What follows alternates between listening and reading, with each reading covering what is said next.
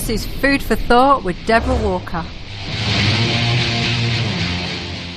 Hi everyone and welcome to Food for Thought. I'm Deborah Walker, naturopath, and today I've got the English sisters on with me and we're going to talk about their book Stress Free in 3 Minutes, which after suffering from stress for a long time, I find hard to believe that it can take only 3 minutes. But anyway, I'm gonna go with what they say. But we're also going to talk about stress in general today, because the CIPD and Simply Health survey showed that stress has become the most common cause of long-term sick absence for both manual and non-manual employees. So it's actually an escalating issue, and so I thought I'd cover it off today. Hello, English sisters. How are you both today? Hello. We're very well, thank you. It's actually raining here in Rome today, so it's a good day to be in a kind of happy mood inside. Absolutely. You've taken some of our weather away from us. I know.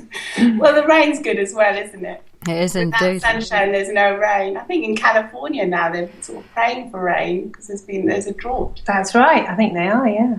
Yeah, the California and all the rivers and all of the lakes there are absolutely empty, and they are in an absolute mess in regards to their water there. And I'm not actually sure what they're gonna do about it.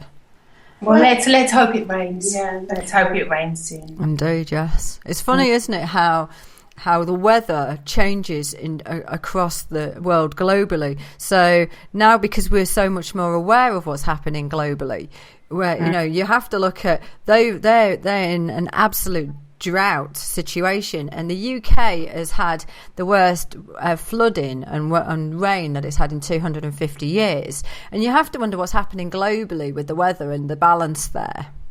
You do have to wonder, but you've actually picked up on a really important point that we often say, that the fact that nowadays we do know what's going on globally can also cause unnecessary stress. Because when you do actually listen to the news, or you become more aware of what's happening globally, you can increase your own stress levels.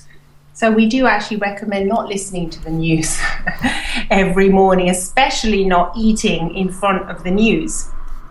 And because of the fact that it can actually cause a lot of stress.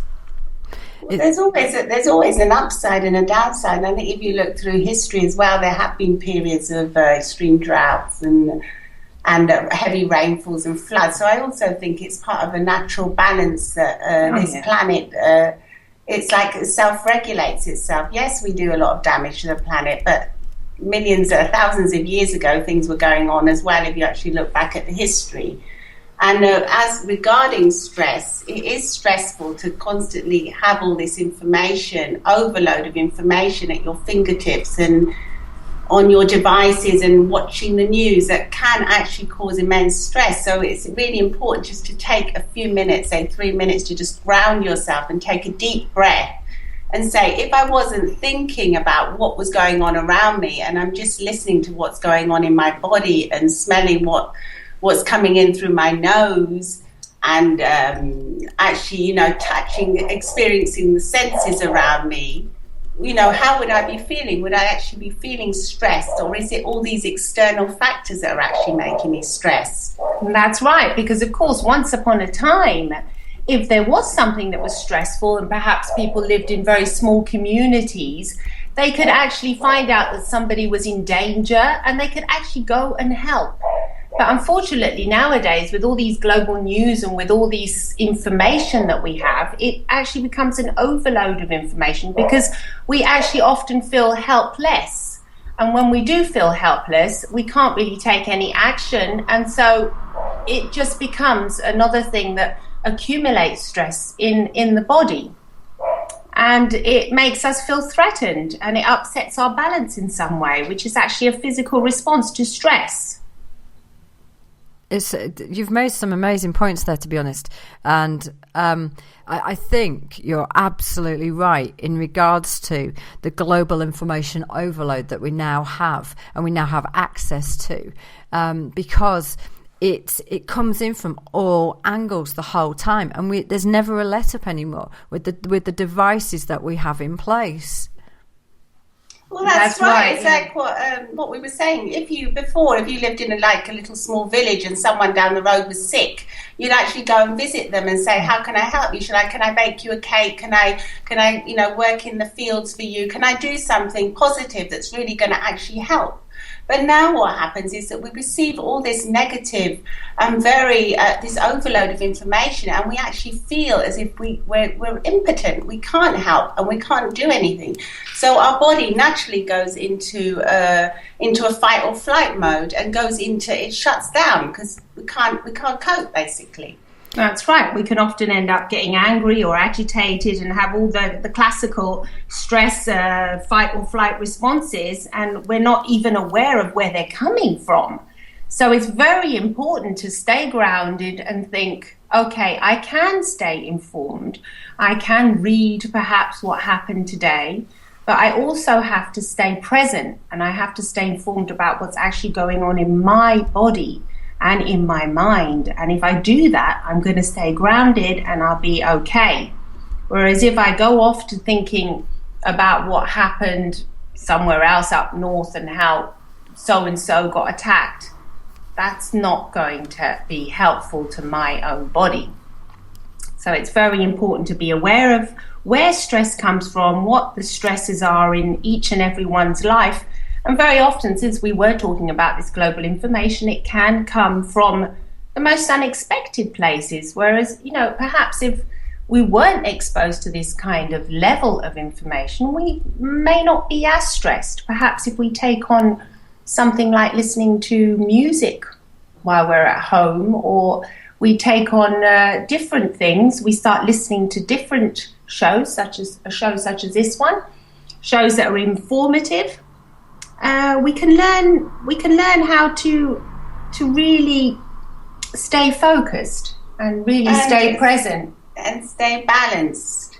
Because a lot of feeling stresses, because I think a lot of people feel as if they're not really balanced. They're just kind of trying to get through their day rather than enjoying their day. That's right. So it's as if they're fighting with life. They're going through as if they're in the fight mode. So Absolutely. They get up in the day and they get up in the morning and they say, "Oh no, it's Monday," or "Oh no, another day at work.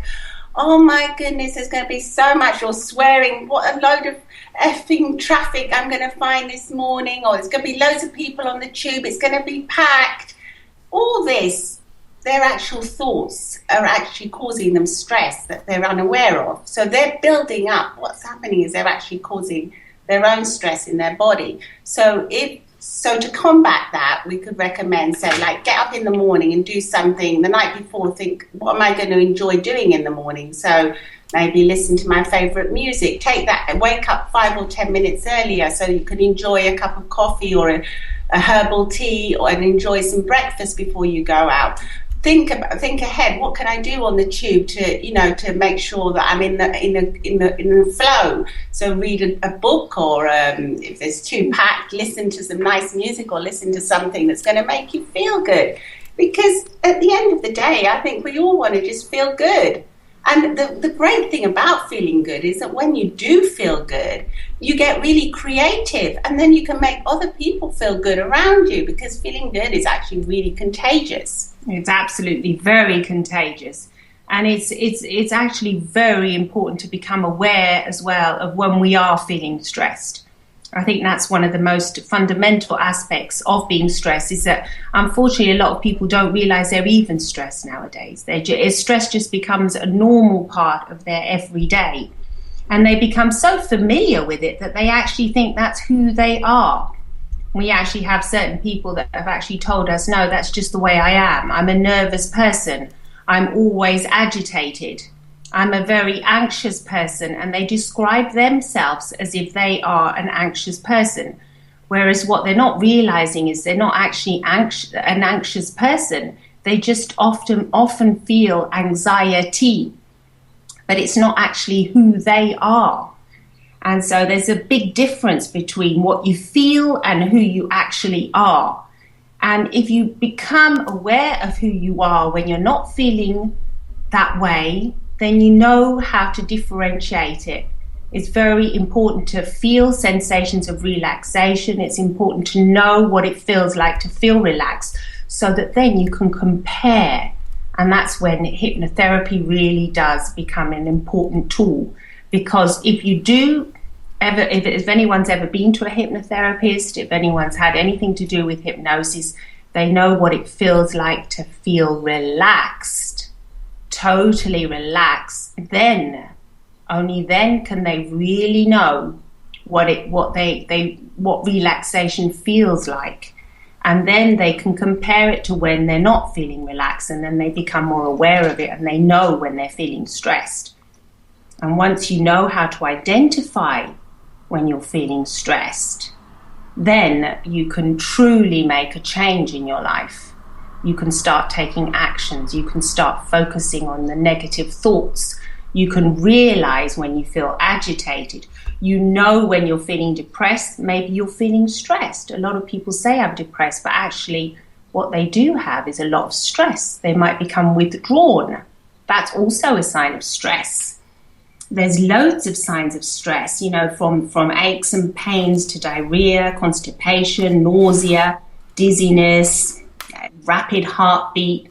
There are so many of these symptoms that are actually cause of stress that people just think it's almost normal to live with these symptoms. They say, oh no, I often, I do feel isolated. I do feel lonely. I do feel irritated, or I'm moody. I'm a moody person. Are you really a moody person? That is a question to ask. Or perhaps you're just suffering from stress, which really is the root cause of many problems. And what we're trying to do in our job now as hypnotherapists and with our videos on YouTube, we're actually trying to teach people and to let them feel what it is to feel relaxed, because hypnosis is something that's actually quite difficult to explain because it's experiential. You have to experience it. It's something you feel. And sometimes things that you feel are hard to verbalize, but you go deep inside and you simply feel it. But what you feel is you feel relaxed. Every cell of your body feels relaxed. And when it's relaxed, it becomes extremely competent. When your mind is relaxed, it has all the resources inside it to be able to cope with anything that comes its way, because it's in a perfect state of balance. You have your unconscious and your conscious mind perfectly aligned. And that is a wonderful state to be in. And that's what we are hoping to do with our YouTube videos and with our hypnotherapy. We're just hoping to just let people know what it feels like to feel relaxed in that totally relaxed way, because people often tell us, yeah, but I relax when I'm watching TV. I relax when I'm... Yes, it's true. You do relax. You do go into some form of, us hypnotherapists, we actually call it trance, which can sound a little bit scary, but it's nothing other than a focused state of attention. However, when you have a hypnotherapist's voice guiding you, that is when you go into a particular state of relaxation that is actually very unique. And with a hypnotherapist, the part of therapy that is in the hypno part is where a hypnotherapist can actually help the person with powerful suggestions to continue to stay relaxed in the days and weeks to come. And they also learn how to access this relaxed state very quickly. And they can do that all by themselves after maybe just a couple of sessions with a hypnotherapist. So it's extremely important.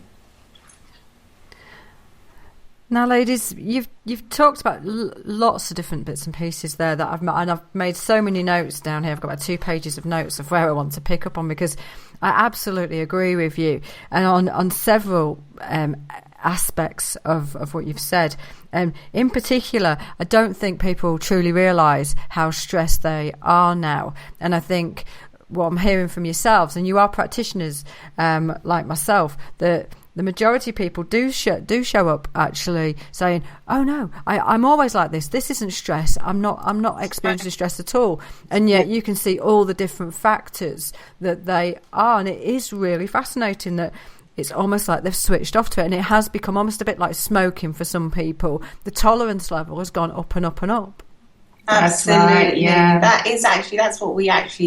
That's when it's actually most dangerous. When people actually become aware of it, then that's actually when they can actually do something for themselves. So they can go to the library and reach out for that self-help book, join a yoga class, do meditation, come to a hypnotherapist, or go to their doctor and say, I'm stressed. But it's usually what happens is, it's like what you were saying, it happens right at the last moment. So when they're really at the end of their tether, otherwise they just think, oh, this is today's society. I live like this. Yeah. It's normal. I've got problems. I have debts. I've got kids. I've got a mortgage. I've got a job that I don't particularly enjoy. So it's normal to be stressed. Then that's when it's really dangerous, because then that's when they can get, the high blood pressure, or, even worse, it can even be fatal. Can people just drop dead from heart attacks? And a lot of it, we are in contact with doctors, and they say with doctors and cardiologists, and they're saying that one of what they really recommend to their patients is to do something to manage their stress. They say you have to manage your stress, because otherwise you're just not going to live that long, unfortunately. But fundamentally, if you don't realise that you are in a stressed state and that those around you are in a stressed state, that's the other thing, that if you are surrounded by people and it is the norm. And only last night, I don't own a television, so I went to a friend's house last night and they had the TV on and I was watching with them this programme, and it was incredibly stressful to watch this programme. Everyone was very angry, everyone was very argumentative all the way through, and I actually physically turned my body away from it, because I could experience the fact that I was starting to feel stressed about the content of that program. And I'm probably more susceptible to it because I don't own a television, so I don't tend to watch TV. But I find the same thing with films. And people, they have the surround sound cinema, and we go and we immerse ourselves in noise that's stressful. The whole action is stressful. It's very angry, aggressive, and all those things that create an adrenaline response. And yet we feel that we've had the ride of our life in that film, but actually we've had an adrenaline hit, haven't we? I know.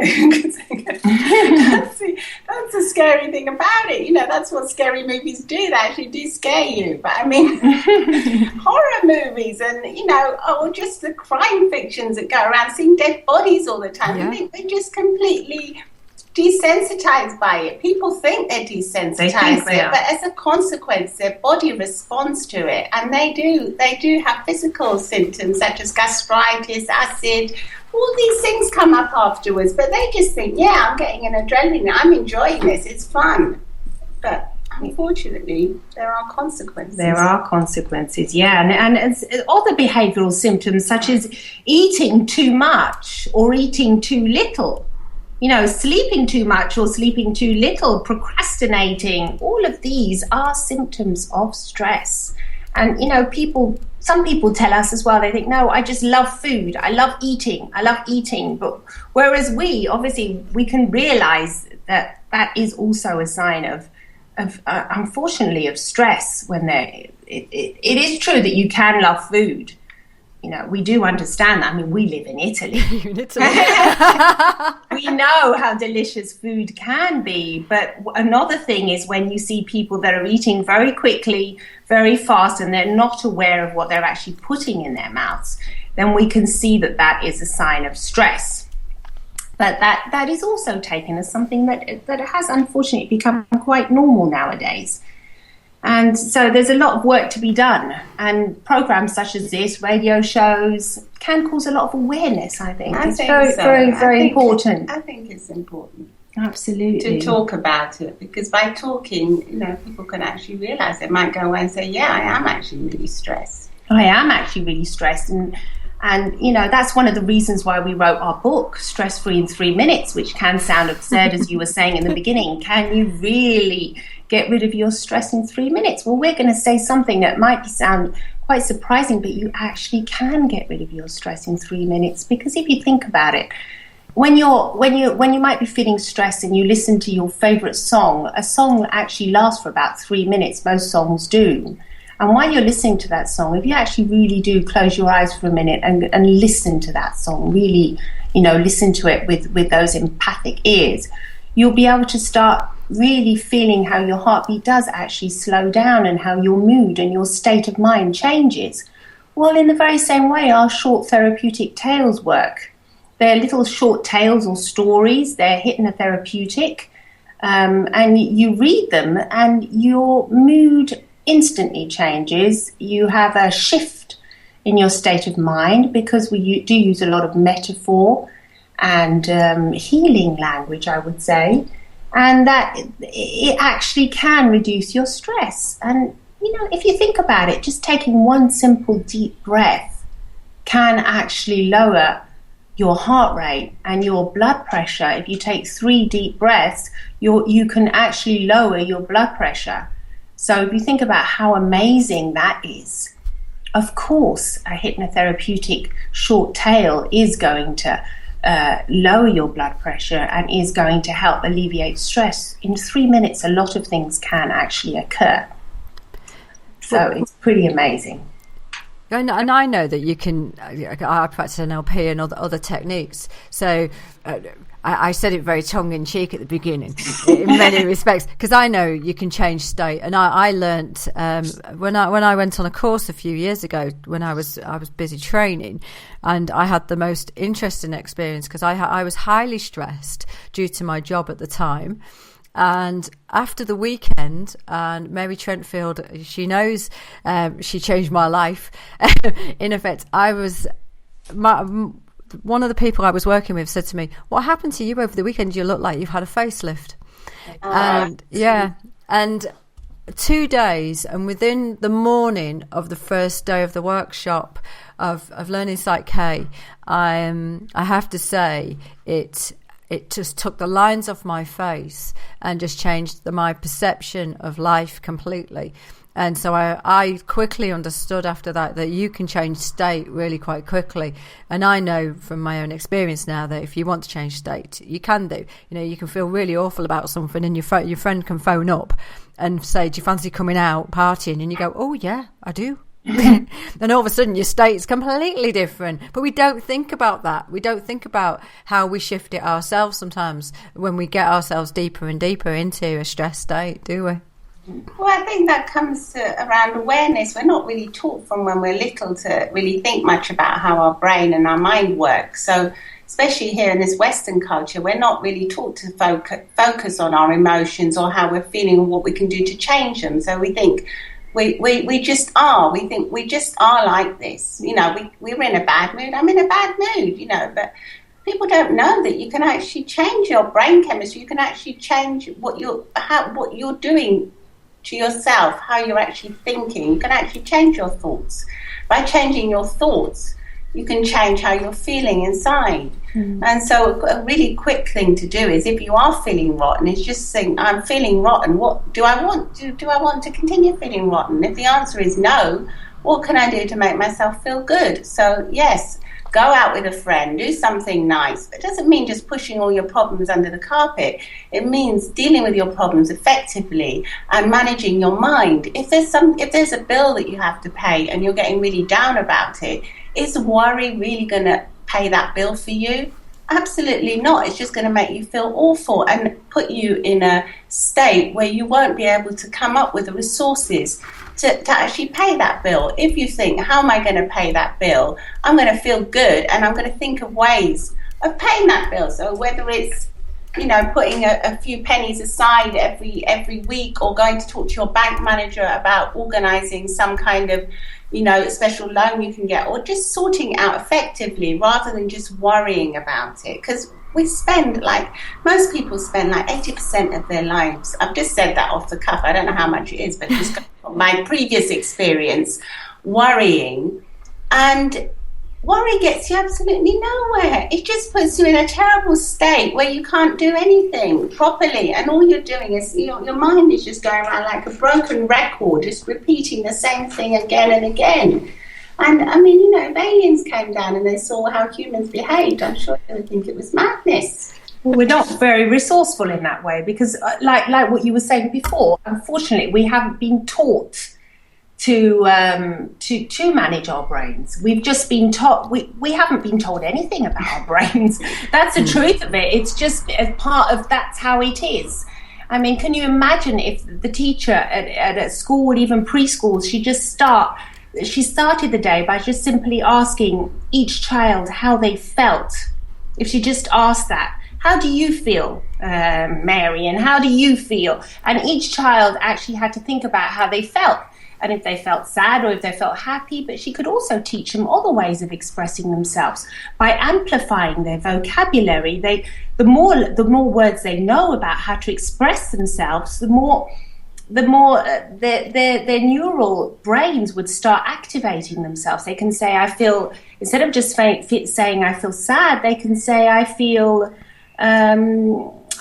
upset, or instead of saying I feel happy, they can say I feel ecstatic, I feel delighted, I feel super happy. There's other ways of expressing themselves that can also be helpful. And unfortunately, we weren't taught that at school. I'm sure, well, at least we weren't. There was no teacher that would ever ask how we felt. And so we aren't very emotionally intelligent at the moment. But of course, you know, as a society, we're definitely getting there. And yes, things are changing. In corporations, there's a lot of culture change going on now, where, you know, management is actually thinking, how can we help the situation? What can we do to actually, you know, provide some real valuable help? So communicate more effectively. That's right. If we all learn to communicate more effectively, it would be a nicer world, really. Communicating more effectively with ourselves as well. So that really means just really being nice to yourself and nice to others, just put in a nutshell. Because if you're nice to yourself, you know, how many of us are not very nice to ourselves? And if you're nice to other people, in the end, you're going to be feeling quite good. Well, it's gonna give out the good feeling hormones. It's going to make you feel good. The endorphins are going to be released. The endorphins are definitely going to be released. Yes, and it's about recognizing what we're thinking. And I think you've got a really interesting point there around the schools and business. They have to realise that actually people need to experience the feel-good factor, because productivity fundamentally goes up, because they're seeing themselves, even in the caring industries and, you know, health, social work industries and education. I noticed that these were some of the occupations with the highest rates of work-related stress. And, you know, IOSH was saying even in the NHS, 30% of their own staff had experienced stress related to their jobs. And this is just phenomenal amounts. And that actually, I came from a HR background, and I know that has a massive impact on performance of individuals. And they talk about presenteeism nowadays. And it's probably, you know, people switching off. Their adrenals have got to a point where they're so shattered due to this underlying continual stress in our society in many respects.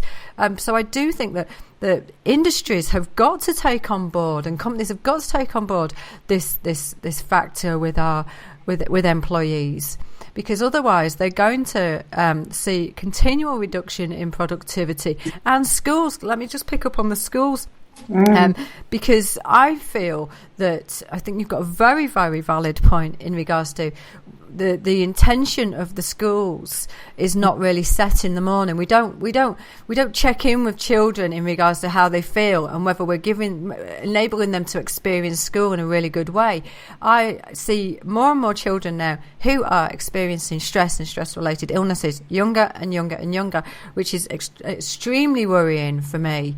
And I feel that we're almost training our children through the testing that we do in the UK to actually become fundamentally very, very stressed.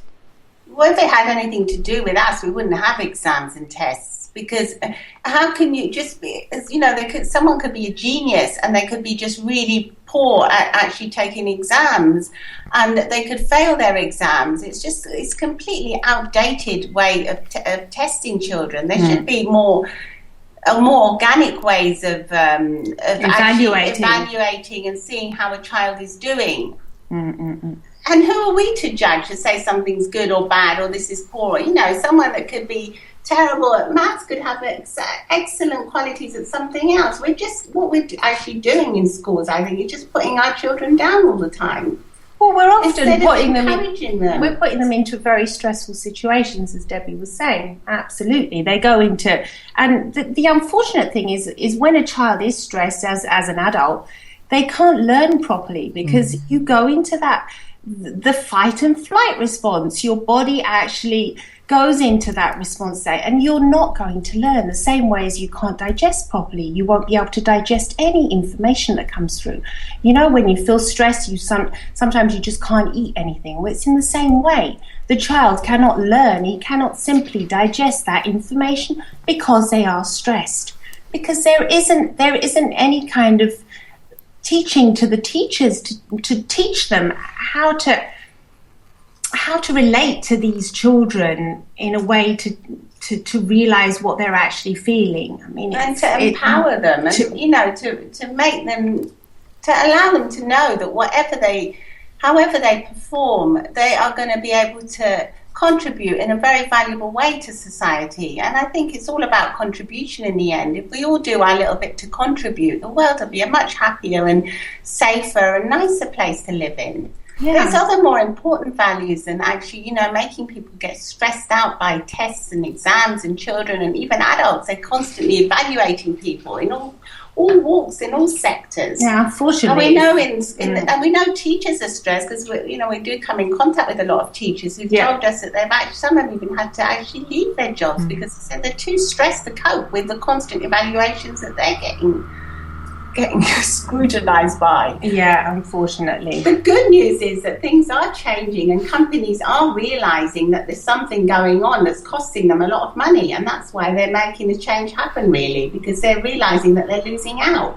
And also there's a lot of new companies that are starting out, have got with new ideas and a new way of thinking, and people are actually saying, hey, I've only got one life to live. Do I really want to live like this? People are actually becoming aware that they want to actually feel good and they want to be happy. Yeah. So that's really encouraging and positive. That is. So it's not all bad. There's a lot of good things happening. Very much so. I think there is a surge, there is an awakening, and people are realising, I'm not having this anymore. Mm-hmm. And I think you're absolutely right. I do think there's the rise of the mumpreneur, who effectively has seen that our working environments are not supportive of them at times, and therefore they're creating their own businesses. Absolutely. Well, that's great, isn't it? What a greater way of using your mind to actually think, how am I going to get around the establishment, do something different, do something new. That's what's really thinking exciting. Out of the box, yeah. Thinking out of the box, and being in a really calm state of mind and a creative state of mind allows you to do that. But also sometimes you do have to reach the end of your tether and say, look, I've had enough of this. What am I going to do about it? I think you're absolutely right. I do think that you have to experience that absolute low to then understand the whole point which you were making earlier about what actually creates relaxation and things for you, and actually what creates enjoyment, because then that comes as part of your journey back to creating balance again. That's right. Yeah, absolutely. It's all about creating a wonderful balance in life, which is, if you think about it, everything is harmonious, and us as individual human beings, we know how to be relaxed, we know how to live a stress-free life, and we know how to do that naturally. Sometimes we just need a little help, a little nudge. Maybe that's by a hypnotherapist or some other way, by reading a good book.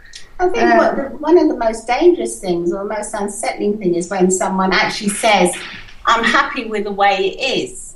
And then you, maybe as an outsider, you're observing that they're shouting at their kids and they're rushing around, and they're, but they're just happy. They just say, it's okay. This is kind of what it's supposed to be like. And in a way, that's one of the saddest things, because you think, gosh, because in our personal lives, we used to be quite happy with the way we were. And if we look back now to how we were, we think, God, I was really stressed back then. I used to shout at my husband a lot. I used to shout at my kids. I was always rushing around, and yet I thought, I had the perfect life, and I thought I was happy, but really I wasn't happy, and I was suffering from stress, and at the time I really just didn't realise, because I didn't really know any better. And I didn't really know about anything else. It was just like as if it was completely outside of my way of thinking. So that's really what, I think if you just have an open mind and, listen to lots of different things, you can kind of find your own way out and find your own resources, that something's going to really, just interest you and take you in that new direction. Absolutely. Do you think that stress has almost become like a badge of honour in regards to, look at how stressed I am, look at how much I have to do?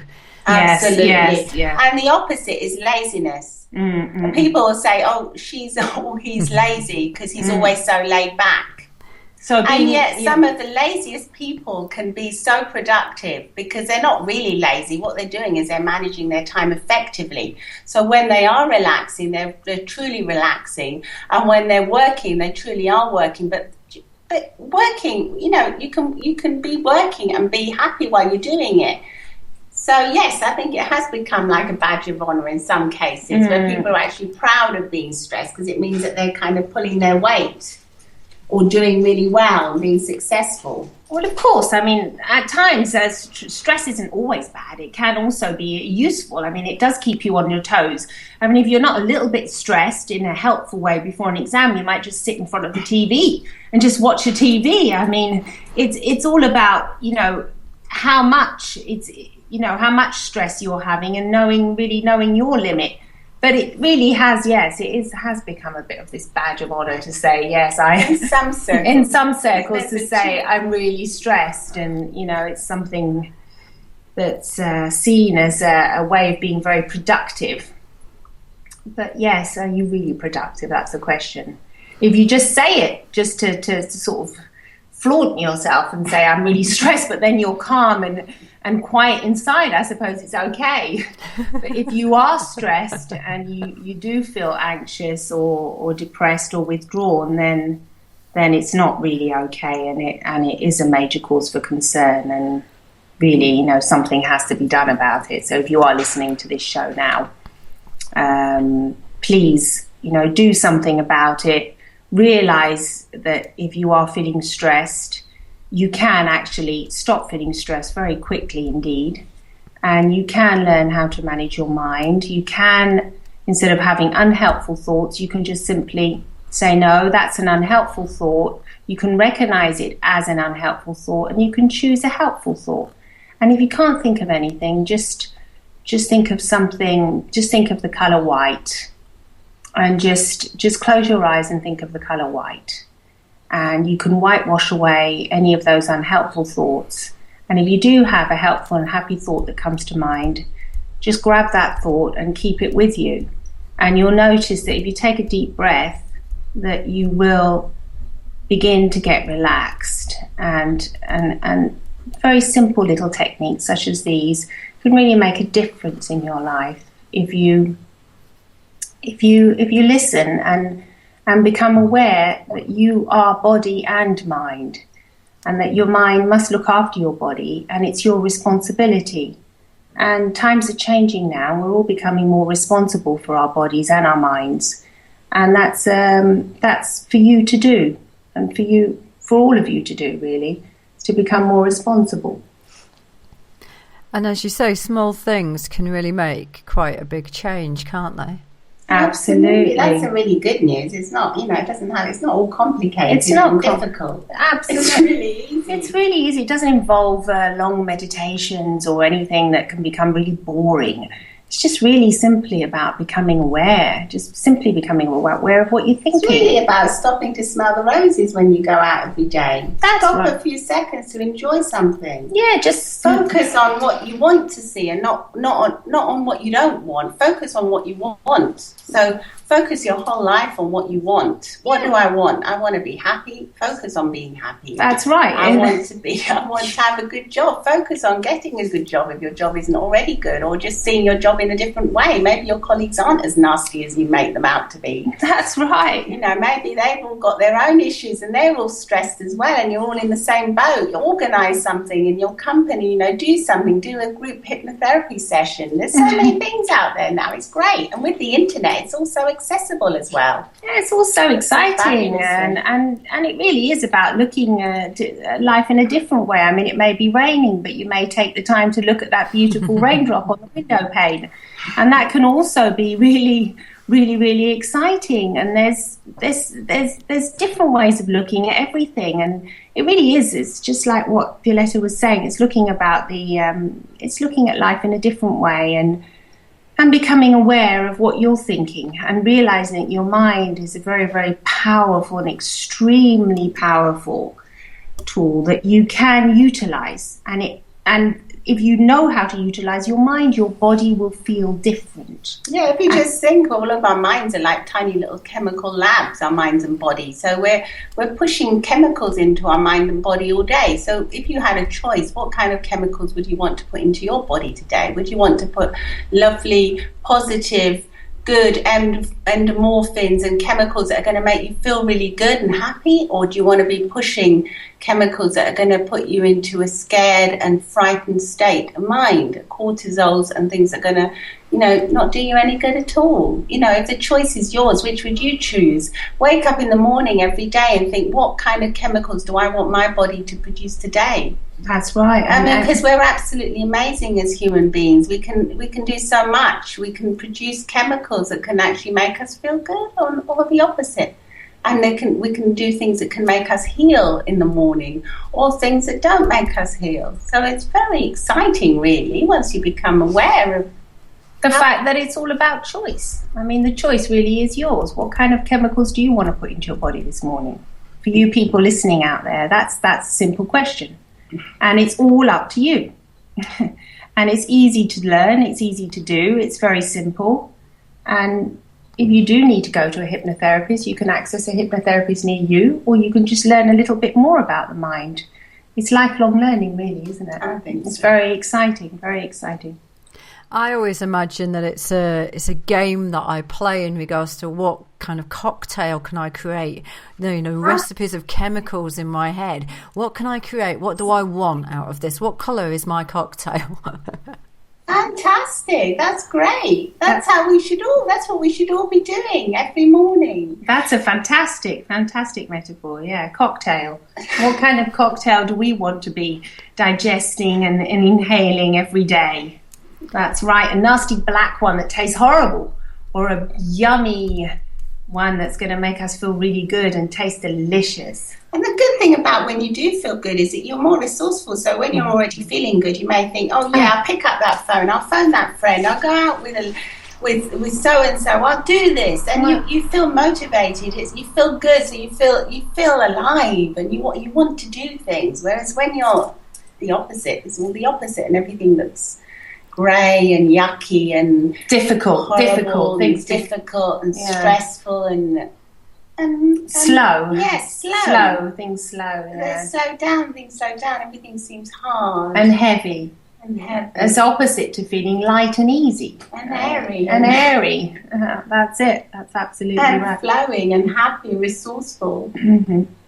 And I found it, you know, throughout this, you've mentioned a few times about intention, and fundamentally, this is about creating a very different intention in how not only to live your day, but also to live your life and how to think, isn't it? Yeah, absolutely. It all comes down to that in the end. And it's what because a lot of people spend a lot of time in their past or their future, and they don't think about the present and positive intentions for their future and for the present.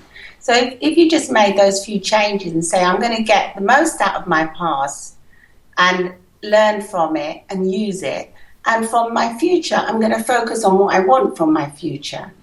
And for the present, I have the intention to feel good in the present and enjoy the most I can make the most I can out of my day. So many people wish their days away, which is so sad. Just on the radio here in Italy, we were hearing the other day, they were saying, it was Wednesday. Hopefully it'll be the weekend soon. Let's hope these days go by quickly and we can enjoy the weekend. I thought, why? Enjoy today. Enjoy the present moment. Enjoy the now. Now, you might not even be here tomorrow. For goodness sake, enjoy every moment. It's a precious gift to us. If we all think every moment is a precious gift, what am I going to do with this moment? That's right. Let me do something positive with it. Let me make someone else feel good. Because when you make other people feel good, you feel great yourself. So let me do something nice for someone else as well. Do something nice for yourself and do something nice for someone else. Yeah, unfortunately, the fact that days have the same names, we're fooled into thinking that they return. Like, we're fooled into thinking that Monday it's called Monday and then it's going to come back. The truth is their days do have the same names, but they will never return. And today will never, ever, ever return. It doesn't matter if it's called Monday or Wednesday, it will never, ever come back. And if we have this simple awareness, we can begin to realize that it's never going to come back. And what are we going to do to make today at least a pleasant day? Something that's going to make us feel good, instead of just thinking it's going to come back. I really do think a lot of us are fooled by that. It really is. It's been a devilish trickery that's been invented. They've given each day of the week the same name. Because imagine if they were each called a different name. It would be, 365 different names forever and ever, different names. We would perhaps take it on as a... I know, it's very curious, but at least I think I was fooled by that. Absolutely. I was fooled into thinking it's Friday and next Friday will come. And it's like a repetition. But it's not. It's absolutely not. And each day is unique. And that's and they talk about the power of the smile, but if you actually notice, even if you just did that simple exercise of going around smiling, even if you don't feel like smiling, you go around smiling, you see other people are smiling, and even that one powerful exercise can really change your day. It can just make such a difference. I know. I think I remember reading somewhere there was some Buddhist monks that actually practice the power of the smile, and they would do that every single morning. They would smile whether they felt like it or not, and the smile started off as fake, but it still works. I mean, it still produces chemicals in your body, and they discovered that hundreds and hundreds of years ago, and they actually did that as a practice, and they would go around smiling, and it's just funny to think about these monks like that they did that so many hundreds of years ago, and they realized that whether they felt like smiling or not, the simple act of smiling and even faking a smile was going to change their chemistry inside. So there's loads of simple little things that one can do, really. Absolutely. Yeah. It's so simple, isn't it, when you kind of think about it? And yet, when you get yourself into a stress state, it can be very difficult to move yourself out of that. That's right. I think when you are in a stress state, you just think that this is it, and you really can't see a way out. That's why it is important to go to your doctor and to get the necessary help, and just do it. You can also seek alternative ways, but just become aware that you are stressed, and there is a way out. There is a way out of being really stressed. Absolutely. And we can vouch for that, because we used to be really stressed, like 7 or 8 years ago, and we had a really hard time because both our parents were really terminally ill, and we had young children, and things weren't looking all rosy, and we were really stressed. And then we found that through hypnotherapy and using hypnosis and learning about how to cope and manage stress, there is a way out, and there's always two ways of looking at one problem. So you can look at, if you have got an elderly parent or parents suffering from an illness, you can look at it like what we used to look at it as, oh my God, they're going to die, it's all good, they're going to suffer, it's going to be terrible. Or you can actually enjoy just spending moments with them and enjoying each moment for what it actually is. Because if you actually break each moment down, it wasn't all terrible. It was just that in our minds we were creating this horrible, terrible picture of it all being awful. And when we actually learned how to break it down, it all just seemed manageable and just a natural part of life. Because after all, we're all here to experience being alive, and along with that, unfortunately, illnesses are part of that. but it's also how we all cope with the illnesses and how we cope with our daily lives. It can make such a difference. I mean, even now there's a lot of research and that being done with cancer and how you actually, if you do have cancer, and how you actually look at what the disease is doing to you and how you live your everyday. You can actually do so much to help yourself if you don't actually see it as a death sentence. So a lot of it is the state of mind, your everyday state of mind, and how you can actually heal yourself through what you're actually doing. Because if we go back to our bodies are like little chemical labs. If you do have an illness and you're actually adding more stress and more cortisol to it every day, or if you're doing the opposite and diffusing lovely feel-good hormones into your body and natural painkillers that we all have, what kind of difference is that going to make to our day? And what can we do to help others maybe? And just to take your mind to another place. The fabulous thing about our mind is that we have imagination. So we can actually literally imagine and create anything we want in our lives. So we can create fantastic super movies of what we want and where we want to be and what we want to feel like, no matter how we're really feeling. And experiencing those lovely thoughts can actually have such a positive effect on us and on the people around us, which is what's really great. Absolutely. Perfect. Well, stress-free in less than an hour. Perfect, ladies. So the English Sisters, how do people get hold of your books? Where do they find you on the internet? You are all over YouTube with videos, I've noticed. Yes, we've got all YouTube videos on English Sisters. If anyone just Googles the English Sisters, and our new book, Stress Free in 3 Minutes, is available on Amazon. And we're also the authors of Entrancing Tales for Change, which help people through change in their lives, and we write children's books as well. And we're on Twitter at English Sisters, and our website, we do hypnotherapy on Skype, so we work a lot with international clients since we're based in Rome. Our little dog Teddy's barking. Hello, Teddy. My dog's asleep, I have to say, today. So that's nice. I've hypnotised her to say quiet. Well, thank you very much for coming on Food for Thought today. You have been hypnotising. I have to say, it's been absolutely lovely to have you ladies on.